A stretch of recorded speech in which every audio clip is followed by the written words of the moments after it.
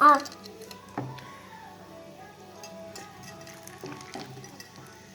Ne yaptık anlat şimdi. Cıvıklıyoruz.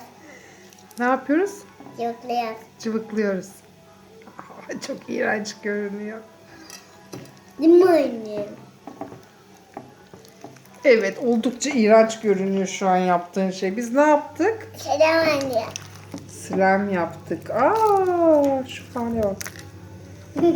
Ama içine bir de zıplayan top jelinden de koyduk ya, daha farklı bir şey oldu.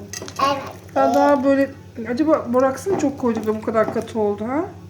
Bilmem.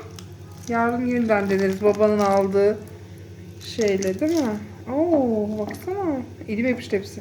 Evet. Benim de. Ay, hepsi ama şu rengi çok güzel değil mi? İğrenç ama rengi de çok güzel oldu. Çok değişik bir şey oldu.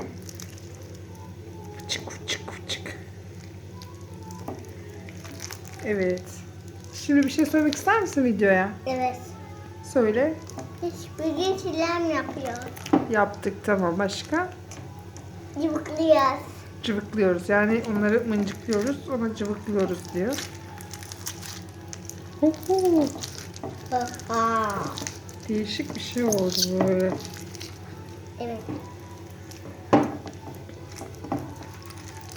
Bu zıplayan top jeli olduğu için biz bunu atsak zıplar mı? Bakın. Zaten titrek bir şey oldu. Bence biz bunu top haline çevirelim. Top şekline getirelim. Hı. Zıplatalım. Ha? Evet.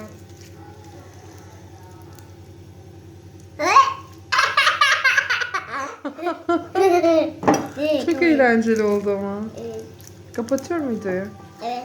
Arkadaşlarına bir şey söylemek ister misin? Hayır. Bay bay demek ister Bay misin?